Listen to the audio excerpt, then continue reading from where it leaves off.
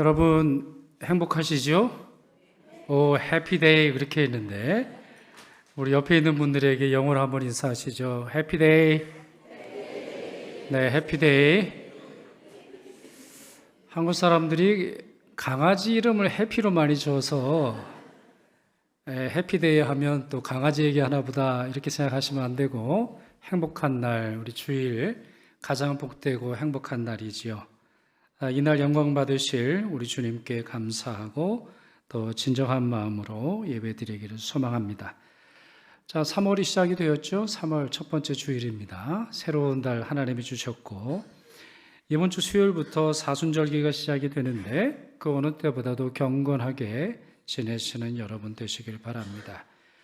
올해도 변화의 40일 실천표를 나눠드렸습니다. 암송하신 말씀도 있고, 또 탄소금식 절제하실 내용, 또 중단해야 할 삶의 습관, 여러 실천사항이 있는데 꼭 실천하시길 바랍니다. 아울러서 이미 목사님 광고하신 것처럼 금요기도회 7번인데 하나님의 이름의 의미를 살펴보고 기도하려고 합니다. 꼭 참여하셔서 많은 은혜를 받으시기를 바랍니다. 교회력상으로 오늘은 그리스도 산상 변모주일입니다. 그리스도께서 산 위에 오르셨는데 그 모습이 변모하신 것을 기념하는 주일이라는 거죠. 흥미로운 사실은 이날이 사순절 직전에 있다는 겁니다. 그렇죠? 이미 광고 드린 것처럼 이번 주 수요일이 죄의 수요일, 죄를 뒤집어 쓰고 우리 자신이 먼지와 같은 존재라고 하는 사실을 고백하는 날인데, 그날 바로 앞선 주일이 바로 그리스도 산상 변모 주일이라는 것이죠. 이렇게 배치한 데는 그 중요한 의미가 있습니다.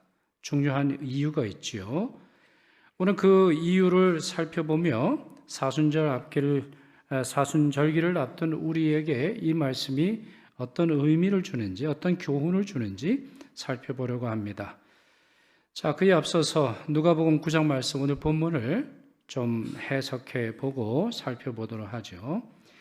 예수님이 기도하시러 높은 산에 오르셨습니다. 이때 3명의 제자만 데리고 가셨죠. 베드로, 요한, 야고보. 예수님께서 특별히 신비한 일을 보이시고자 하실 때는 이 3사람만 데리고 가셨습니다. 자, 그리고는 예수님이 기도하시던 중에 놀라운 일이 벌어졌습니다. 우리에게도 이러한 일이 일어나기를 소망하는데 29절 말씀 같이 읽겠습니다. 기도하실 때에 용모가 변화되고 그 옷이 휘어져 광채가 나더라 그랬습니다. 자, 상상의 눈으로 이 본문을 읽으시는 게 좋겠어요. 예수께서 기도하실 때에 용모가 변하셨고 옷이 휘어져 광채가 나더라, 이렇게 기록하고 있습니다. 이 장면은 모세의 얼굴에서 광채가 나던 때를 연상시킵니다. 많이 유사합니다. 출애굽기 34장 29절 제가 읽겠습니다. 모세가 그 증거의 2판을 모세의 손에 들고 시내산에서 내려오니, 자, 시내산에 올라갔다가 내려왔다는 거죠. 그 산에서 내려올 때에 모세는 자기가 여호와와 말하였으므로 말미암아 얼굴 피부에 광채가 나나 깨닫지 못하였더라, 이렇게 설명합니다. 자, 옆에 있는 교회를 보시면서 얼굴에 광채가 납니다. 한번 인사하세요.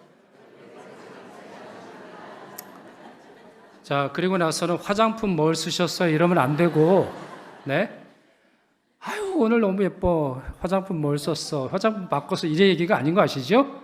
자, 모세처럼 하나님을 만나는 얼굴은 펴져야 됩니다. 또 모세처럼 하나님을 대면한 얼굴에는 광채가 나는 줄 믿습니다. 자, 그런 것처럼 예수님과 모세의 경우가 좀 유사하다라는 거죠. 이미 말씀드린 것처럼 두 분 다 산 위에 올라서 이런 체험을 하셨죠. 예수께서 자신의 죽음과 부활을 예언하신 지 1주간이 되었다, 이렇게 오늘 본문이 시작하고 있는데, 오늘 본문인 누가복음은 8일쯤에, 그리고 마태복음은 6일 이렇게 되어 있는데, 어떤 때는 안식일을 넣고 어떤 때는 안식일을 빼고 이렇게 날짜를 계산하기 때문에 이런 거죠. 자, 이와 같은 기간이 모세가 하나님의 계시를 기다리던 때와 일치합니다. 그러니까 여러 유사함을 갖고 있는 거예요. 자, 그러나 이 두 분 사이에는 차이점도 훨씬 많아요. 이 차이점이 훨씬 많아요. 첫째, 모세의 경우에는 반사한 겁니다.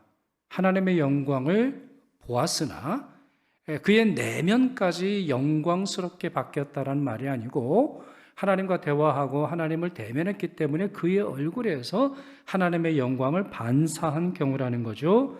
달이 태양의 빛을 반사하듯이 말입니다. 그러나 예수님의 얼굴에 광채가 나는 정도가 아니라 오늘 본문에는 뭐라고 되어 있죠? 용모가 변화되고 이렇게 기록하고 있습니다. 용모가 변화됐어요. 얼굴이 바뀌셨어요. 모습이 바뀌셨어요. 외모가 바뀌셨어요. 여기에 용모가 변화되었다라고 하는 말을 마태는 메타몰포시스라고 하는 헬라어를 사용합니다. 메타, 바뀌다, 몰포시스, 형체라고 하는 뜻을 갖고 있는데 그러니까 형체와 형상이 바뀌었다라고 하는 말인데요. 이 단어를 이해하려면 나비의 변태의 과정이 좋은 설명이 될 것 같습니다. 여러분, 나비가 처음에는 뭐였죠? 처음에는 애벌레예요. 알에서 깨어나면 이제 애벌레가 되죠. 징그러워요. 땅 위를 막 기어다닌단 말이에요. 다리가 막 많고 막 이렇게 꿈틀꿈틀거리고 송충이 이제 조금 있으면 또 나오겠죠? 또 안 나오나요? 요즘은 약을 많이 뿌리니까 아예 송충이도 없는 것 같네. 그러고 보니까요. 여하튼 아유 끔찍해요. 그런데 얘가 어느 시간이 되면은 고치가 되죠. 우리 누에 같은 경우는 이제 번데기가 되는 건데 참 신기합니다. 그렇게 꿈틀거리는 것이 자기 몸에서 뭔가 물질을 내므로 말미암아 자기를 가둡니다. 자기를 어둠 속에 둡니다. 자기를 스스로 죽여요. 자기를 질식하게 합니다. 자기의 활동을 멈추게 합니다. 자, 그런데 그걸로 끝나나요? 그게 아니죠. 그 다음에 뭐가 돼요? 참 신기합니다. 애벌레가 그렇게 되리라고는 상상할 수 없는 날개를 쫙 펴고 여기서는 머리에는 뿔이로 이렇게 올라와 가지고 하늘을 날아다니는 그러한 나비가 된다는 거죠. 이러한 과정을 두고 한국말로는 변태라고 말하는데 이걸 헬라어로 메타몰포시스라고 하는 거예요. 변형, 형태와 모습을 바꾸다라고 하는 건데 예수님이 그러셨다는 거죠. 평소에 예수님의 외모는 평범했습니다. 이사야서 53장 2절 보시면 그는 주 앞에서 자라나기를 연한 순 같고, 그러니까 연해요.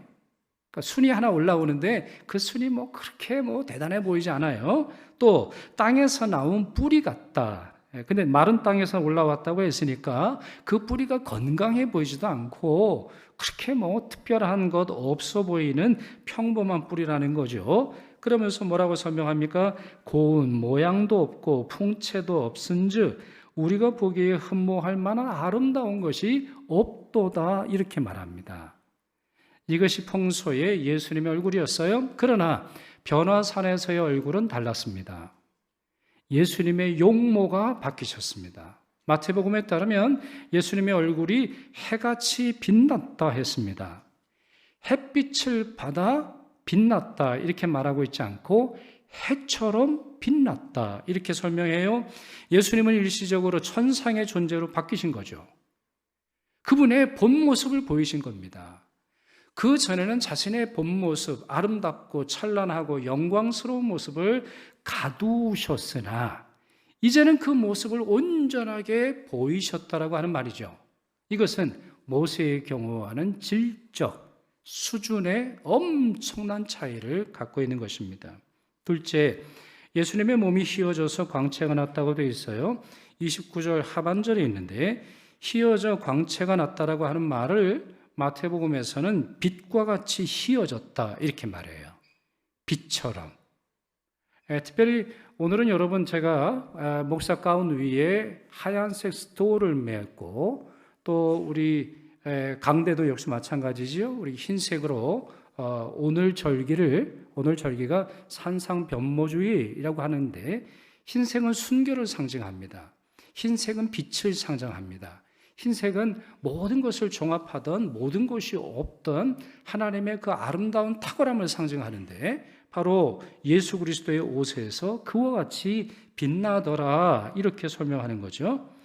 마가복음을 보니까 세상에서 빨래하는 자가 그렇게 희게 할 수 없을 정도로 희어졌다. 어떠한 세상에 표백제를 쓴다 할지라도 이렇게까지 희어질 수 없다라고 하는 전적으로 순수함 그대로의 상태가 되었다 설명하는 것이죠. 여기서 이제 희다라고 하는 것은 나중에 요한계시록에서 이것이 무엇을 의미하는지 드러나게 됩니다. 요한계시록 7장 예수 그리스도의 보혈로 말미암아 깨끗하게 희어지고 깨끗한 옷을 입게 되는 성도들의 모습을 설명하고 있는데 이제 그때 이 실체가 본격적으로 드러나게 되겠죠. 그렇습니다. 이때만큼은 예수님은 자신의 겸손을 푸셨습니다. 더 이상 겸손한 랍비가 아니셨습니다. 영광의 왕이셨고 또한 영광 받으실 구주로 등장하신 것입니다. 바로 이것이 진짜 예수님의 모습입니다. 자, 그런데 이와 같은 변모의 순간 두 사람이 등장을 했는데 모세와 엘리야입니다. 어떻게 알았을까요?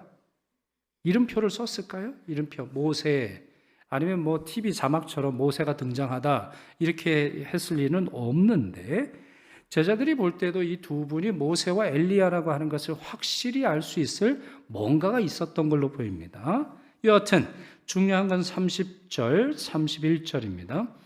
문득 두 사람이 예수와 함께 말하니 이는 모세와 엘리야라. 영광 중에 나타나서 장차 예수께서 예루살렘에서 별세하실 것을 말할세 이렇게 설명했습니다. 그렇습니다. 사람들은 오해하고 있었는데 예수님은 환생한 모세가 아닙니다. 예수님은 환생한 엘리야가 아닙니다. 예수님께서는 죽었던 과거의 선지자가 다시 부활하여 활동하는 또 다른 누군가가 아닙니다. 예수님은 예수님이셨고 엘리야와 모세는 구약시대의 사람이죠.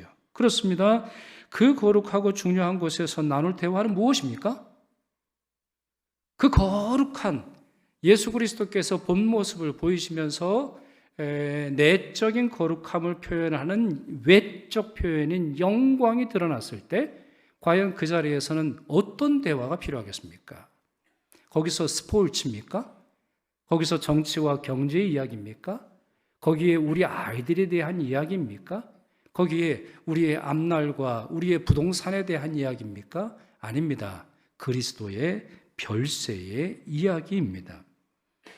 별세라고 하는 단어도 매우 중요한 단어입니다. 매우 함축적인 단어인데 헬라어 원문으로 보면 엑소더스 이런 단어를 사용하고 있음을 볼 수 있습니다. 영어에 익숙하신 분은 엑소더스 하면 뭐가 탁 떠오르실 거예요. 엑소더스가 뭐예요?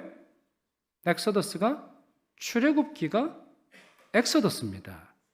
그러니까 출애굽기를 영어로 보면 엑소더스라고 되어 있는데 이 엑소더스라고 하는 말은 에크 밖으로 호도스 길 밖으로 간다는 거예요. 다른 말로 해서 탈출이라고 하는 건데 여러분 출애굽기의 전체적인 내용을 한번 떠올려 보시면 이 한 단어가 설명하는 바가 있지요. 자, 노예로 살았습니다. 노예의 길을 걸었어요. 노예의 운명을 띠고 살았어요. 그러나 어느 순간 탈출함으로 말미암아 자유인의 길을 걷기 시작합니다. 이 탈출이 있지 않고는 결코 자유로워질 수 없죠. 그래서 우리 지난 주일에도 제가 그와 관련된 출애굽기 말씀을 설교를 드렸습니다만 이 탈출로 말미암아 새로운 길을 걷게 된 이 사실을 설명할 때 엑소더스라고 하는 헬라어를 사용한다는 거죠. 그렇습니다. 이 단어는 문자적으로 볼 때 영혼이 몸에서 탈출하는, 그렇죠? 우리 죽음이라는 게 뭐예요, 여러분? 죽음이라는 거는 영혼이 몸 안에 이렇게 붙어 있다가 어느 순간에 딱 떨어지는 순간 이걸 우리는 죽음이라고 부른단 말이에요. 그러니까 영혼의 탈출이 죽음이듯이 예수 그리스도의 죽음이 탈출하게 되는 놀라운 은혜의 역사가 주어짐을 설명하고 있다고 하는 거죠. 설명드려 볼까요? 모세가 이스라엘을 출애굽하게 하기 위해서 바로에게 향하듯이 이제 예수님은 예루살렘으로 가시게 될 겁니다. 모세가 바로와 투쟁함으로 출애굽했듯이 예수님은 이제 대제사장들을 만나시고 로마 군인들에게 고난을 당하시게 될 것입니다. 그리고 이스라엘 백성들이 마침내 가나안에 들어갔던 것처럼 이스라엘 백성들이 광야의 길을 끝내고 노예의 길을 끝내고 이제 마침내 가나안의 길에 들어서게 되는 것처럼 예수님의 고난과 죽음을 통해서 모든 사람들에게는 구원의 길이 열리게 된 것입니다. 탈출로가 생긴 겁니다. 불타오르는 우리의 인생에, 죄의 무거운 짐에 짓눌려 사는 우리의 삶에 탈출구가 열리게 되는데 바로 그것이 누구로 말미암아 주어진다라는 거예요? 그 엑소더스가 누구를 통해서 주어진다는 거예요? 예수 그리스도라는 거예요. 바로 그와 같은 사실을 모세와 엘리야가 등장해서 예수님과 대화를 하더라 이렇게 설명이 되어 있다는 거죠. 이와 같은 사실, 달리 말해서 예수 그리스도께서 우리 삶의 탈출구가 된다라고 하는 사실을 제자들이 확실히 깨달아야 했습니다. 그렇기에 하나님께서는 이와 같은 신비한 음성을 들려주시죠. 자, 35절, 36절 같이 읽겠습니다. 구름 속에서 소리가 나서 이르되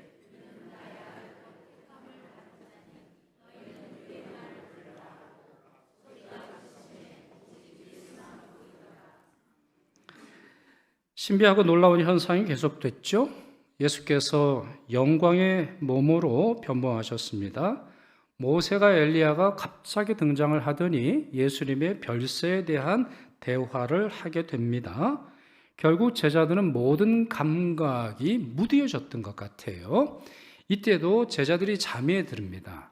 참 대단한 사람들이에요. 예수님의 제자들은 중요할 때마다 잠을 자요. 중요할 때마다.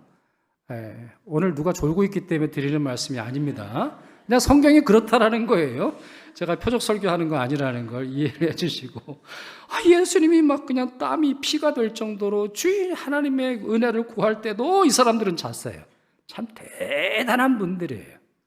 자, 그러나 또 생각을 해보면 어쩔 수 없는 거 아닌가 싶어요, 여러분. 이렇게 압도적인 하나님의 영광이 비칠 때 사람이 어떻게 감당이 되겠습니까? 예를 들어서 우리도 보면 그렇잖아요. 우리도 막 1시간, 2시간, 3시간 기도를 하다 보면 갑자기 거꾸로 잠이 들 때가 있단 말이에요. 왜? 그 기도에 집중함으로 말미암아 일상으로 빨리 안 들어와요. 우리의 생각이 빨리 안 들어와요.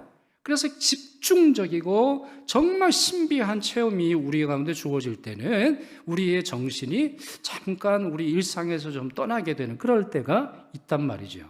제자들도 그랬던 걸로 보여요. 자, 그런데 이와 같은 하나님의 신비로운 말씀을 듣고 또한 구름이 그들 전체를 갑자기 가로삼으로 말미암아 그들 마음에 두려웠단 말이죠. 그러나 이 모든 일이 한순간에 사라지더니 예수만 보였다는 거예요. 이것은 마치 영화의 한 장면과 같습니다. 여러 등장인물들이 등장합니다. 또한 수많은 대사가 왔다 갔다 하지요. 여러 가지 일들이 벌어지더니 갑자기 페이드 아웃, 모든 것이 사라지고 주인공에게 클로즈업하는 바로 그때처럼 오직 예수만 보였다, 이렇게 설명합니다. 그렇습니다. 신앙의 본질이 여기 있는 겁니다. 예수 믿는 신앙은 여기 있는 겁니다. 예수만 보는 겁니다. 예수뿐입니다. 어제도 그랬고 오늘도 그랬고 내일도 예수뿐입니다. 지상에서의 삶도 그렇고 죽은 후도 마찬가지입니다. 예수뿐입니다. 예수께서 그 영광을 보이시던 아니면 그 영광을 감추시던 예수뿐입니다. 예수께서 사람들의 존경을 받으시고 사람들의 병을 치유하시며 마귀를 내쫓으실 때뿐만 아니라 자신의 모든 것들을 내려놓으사 십자가에서 처참히 돌아가실 때도 예수뿐입니다. 오직 예수예요. 이 사실을 확실히 알지 못하고는 제자들은 어떠한 신앙을 갖고 있겠어요? 자기를 도울 때는, 힘이 있을 때는 오병이의 기적을 베풀고 마귀를 내쫓고 풍랑을 잠재우고 놀라운 기적을 베풀 때는 나의 구주라고 말하고, 그리고 그 예수께서 십자가에 달려 돌아가실 때는 도망치게 되는 현실이 분명하게 있을 것이라는 거죠. 아닙니다. 그분은 십자가에 달리신다 할지라도 영광스러운 주님이십니다.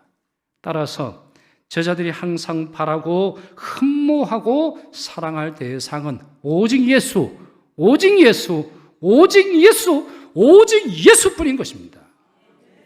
그렇기에 이 세 명의 제자들로 하여금 예수 그리스도의 진면모, 예수 그리스도의 그 영광스러운 모습을 보게 하시며 나중에 부활을 기다리게 하셨던 것이죠.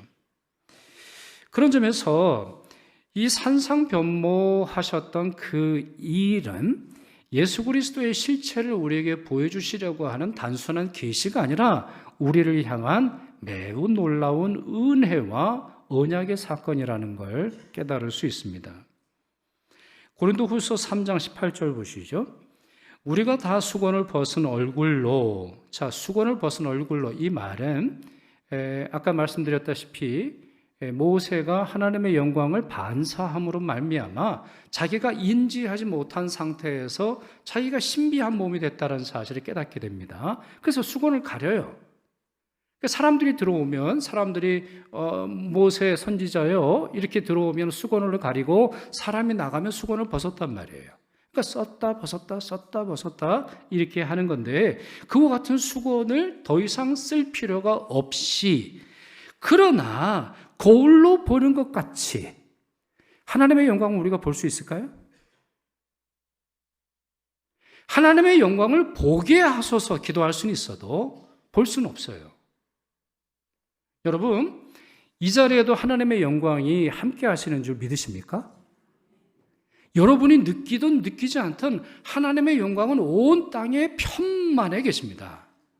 우리가 느끼지 못할 뿐이죠. 그러니 제발 부탁하건대 다음 주에도 다시 한번 말씀을 드리겠습니다만, 여러분의 느낌으로 신앙생활하지 마시고 성경이 가르쳐주는 진리를 온전히 믿으시기를 바랍니다. 지금 말씀에도 그렇게 되어 있잖아요. 거울을 보는 것 같이. 직접 못 봐요, 여러분. 여러분 직접 보는 거는 재앙이에요. 그래서 이사야가 뭐라고 말해요? 내게 화로다. 하나님의 보좌를 보는 것이 자기에게 재앙이고, 그리고 그와 같은 것이 화를 일으킨다, 이렇게 설명하고 있는 것 아니겠습니까? 또한 사도 요한도 요한계시록 1장을 보면 예수 그리스도의 그 보좌와 예수 그리스도의 그 임재를 경험할 때 죽은 것처럼 엎드렸다고 되어 있어요. 볼 수가 없는 거예요. 그 영광이 조금도 우리에게 비춰주는 순간 우리는 눈을 들 수 없음을 이해할 수 있는 것이죠. 자, 그러나 오늘 설교의 핵심적인 내용, 오늘 설교와 관련되어 있는 내용을 한번 보시면, 자, 뭐라고 되어 있어요? 주의 영광을 보매. 자, 슬라이드를 띄워주시면, 자, 다시 처음부터 제가 읽어드리면, 우리가 다 수건을 벗은 얼굴로 거울을 보는 것 같이, 자, 비록 연약하고 온전하게 볼 수는 없다 할지라도 주의 영광을 보매, 주의 영광을 보매, 주의 영광을 보매, 영광의 주님을 보매, 주님이 영광의 주라고 하는 사실을 알고 믿고 보매. 뭐라고 되어 있어요? 그 다음에 그와 같은 형상으로 변화하여 영광에서 영광에 이르니 그 주의 영으로 말미암느니라, 이렇게 설명하고 있어요. 누가 바뀐다는 거예요? 누가? 내가 바뀐다는 거예요. 누가 바뀐다는 거예요? 여러분이 바뀐다는 거예요. 그럼 그 조건이 뭐예요? 우리가 주의 영광을 보매. 보면 볼수록 우리도 그분의 영광을 닮아가게 된다는 거예요. 다분히 단순히 그분께 영광을 올려드리고 그분의 영광을 바라보며 찬양하고 감사하는 정도가 아니라 그 영광이 나의 영광이 된다는 거예요. 자, 이와 같은 것은, 이와 같은 원리는 이제 부활절을 통해 확실히 알 수 있어요.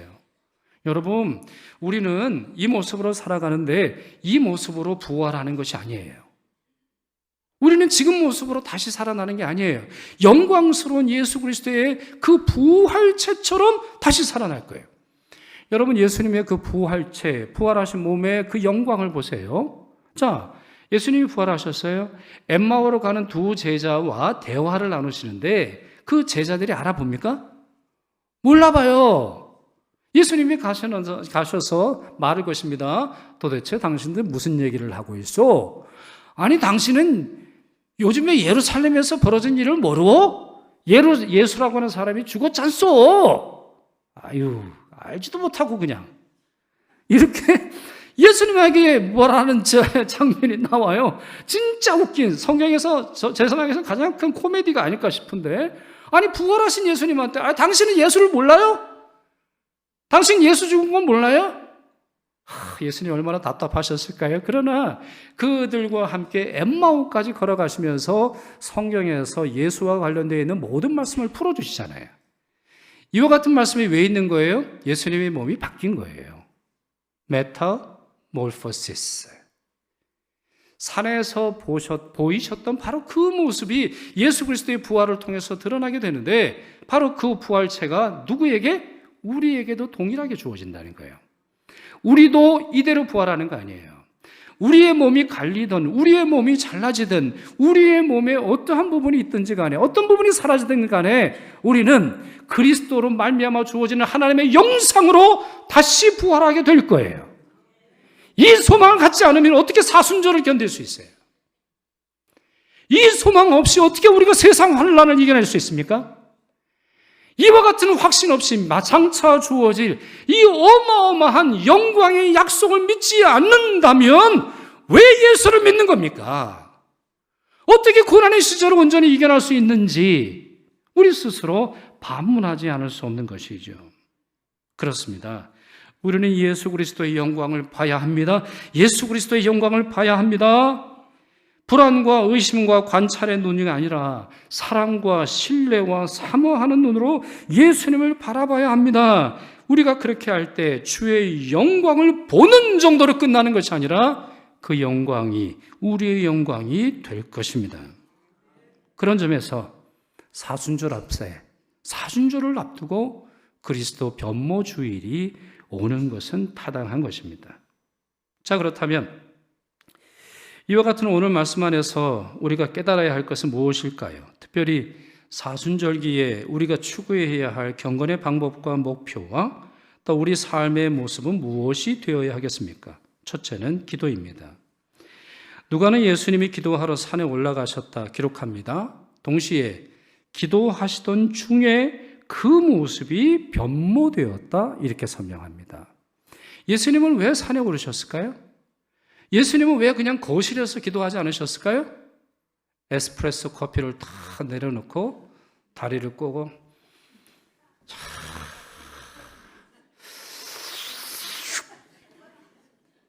왜 예수님은 그렇게 안 하셨어요? 일상에서 벗어나야 하기 때문이에요. 여러분, 예수님이 왜 그게 불가능하시겠습니까? 원하시면 언제든지 어디서든지 손쉽게 자신의 영광을 드러내시는데 아무런 문제가 없으신 분이에요. 그런데 예수님은 기도하시기 위해서 수고하셨고 기도하시는 중에도 수고하셨어요. 그래서 스펄전 목사는 뭐라고 말하냐면 기도는 땀 흘립니다. 땀 흘려 기도하지 않는 것이 어떻게 기도가 될 수 있는가? 이런 말을 합니다. 왜 우리가 하나님의 영광과 우리가 왜 그리스도의 영광과 그리스도께서 주시는 축복에서 점점 멀어지고 있습니까? 손쉬운 이 패스트푸드와 같은 기도의 방식에 익숙해져서 아닙니까? 정말 주님께서 이 거룩하고 아름다운 예배당을 주셨는데 그저 자기 일상에서 가장 편한 모습으로 기도하는 것에 익숙해져 버린 우리의 모습 때문이 아니겠습니까? 둘째, 총체적 변화입니다. 이미 말씀드린 대로 예수님의 영광은 얼굴과 옷에서 광채가 나는 정도가 아니었습니다. 그분이 변모하셨습니다. 그렇다면 사순절 우리의 목표가 무엇입니까? 우리도 바뀌어야 한다는 겁니다. 대강 한두 가지 습관을 고치는 정도가 아니라 우리의 삶의 전체를 바꿔야 한다는 겁니다. 총체적으로 바뀐 경험을 해야 한다는 겁니다. 일시적으로만 변할 뿐 아니라 그리스도의 영광스러운 모습이 우리 가운데 나타나기를, 항상 나타나기를 사모하며 노력해야 한다는 것입니다. 셋째로 집중력입니다. 예수님의 변화 사건은 새롭게 된 세상이나 우리 자신의 변화에 대한 약속의 맛보기입니다. 옛날에 수박 고를 때 기억나시죠? 옛날에. 자, 수박을 통통통 두드려 보는데 의심이 돼요. 그러면 수박 장사가 어떻게 해요? 그 더러운 칼로, 참 안 죽은 게 참 대단한 건데, 그 좀 녹쓰는 칼 가지고 이렇게 폭 잘라준단 말이에요. 그리고 나서는 이제 콕 찍어서 준단 말이에요. 이걸 뭐예요? 맛보기라고 하는 거예요. 그러니까 예수님은 지금 맛보기를 보여주시는 거거든요. 그래서 그와 같은 맛을 보고, 그렇지, 예수는 영광의 구주이시지. 예수님의 얼굴에 가시관을 써서 피가 쭉 떨어지고 로마 군인들의 채찍을 맞아 살이 터져나가고, 또한 성부 하나님을 향해서 어찌하여 나를 버리시나이까 말하신다 할지라도, 그렇지, 그분은 영광의 구주이시지. 그분은 반드시 부활하실 것이고 반드시 우리를 구원하신다라고 하는 사실을 믿어야 하는데, 이와 같은 집중력, 이와 같이 오직 예수님만 바라보는 그와 같은 집중력을 마귀는 싫어하는 걸 우리는 당연히 알 수밖에 없다라고 하는 거죠. 고린도후서 4장 4절 보세요. 그 중에 이 세상의 신이 믿지 아니하는 자들의 마음을 혼미하게 하여 정신 못 차리게 하여 그리스도의 영광의 복음의 광채가 비치지 못하게 함이니. 마음을 왜 혼미하게 해요? 마음을 왜 산만하게 합니까? 마음을 왜 딴 데로 자꾸 돌리도록 하는 거예요? 그리스도의 영광의 복음의 광채가 비치지 못하게 한다는 거예요. 결국엔 어떤 일이 벌어집니까? 그리스도는 하나님의 형상이신데 그 형상대로 닮아가지 못하게 한다는 것입니다. 그렇습니다. 예수님께 집중하시길 바랍니다. 그러려면 다른 것들을 좀 내려놓으셔야 되겠죠. 어떻게 핸드폰을 보면서 운전을 하겠습니까? 어떻게 텍스트를 보내면서 또 다른 걸 하겠어요? 핸드폰을 드는 시간을 줄여야겠고, 오락 시간을 줄여야 되겠고, 예수님의 별세와 예수님의 부활에 더 집중하시면서 이 사순절을 보내시기를 바랍니다. 마지막으로 넷째, 우리의 재능과 우리의 지위와 우리의 영광이 드러날 때 나 자신을 높이기 위해서가 아니라 타인을 위해서 사용할 수 있어야 합니다. 그 이유가 있습니다. 그러한 존귀함, 그러한 부, 그러한 명예, 그와 같은 자리, 아니면 그와 같은 지능과 재능을 주신 것은 하나님이시기 때문입니다. 동시에 예수님이 그렇게 하셨기 때문입니다. 예수님은 일평생 단 한 번만 자신의 영광을 보여주시면서 그것도 제자들을 위로하시고 제자들로 하여금 십자가를 짊어질 수 있는 힘과 위로를 주시고자 하셨습니다. 우리가 그렇게 해야겠습니다. 모세조차 자기 영광의 광채를 가리고자 수건을 썼던 것이죠. 우리도 그렇게 하겠습니다. 기도하겠습니다. 영광과 존귀를 받으시기에 합당하신 예수님, 거룩한 산에서 그 영광의 빛을 비추시며 그 모습이 변모된 일을 저희가 묵상하였습니다. 주님께서 약속하셨사오니 저희도 그의 영광의 형상으로 변화되도록 도와주옵시고, 수요일부터 시작되는 사순절 동안 우리의 유일한 소망이신 예수님을 주목하여 보며 닮아가도록 성령께서 이끌어 주시옵소서. 전능하신 우리 주 예수 그리스도의 이름으로 기도드리옵나이다. 아멘.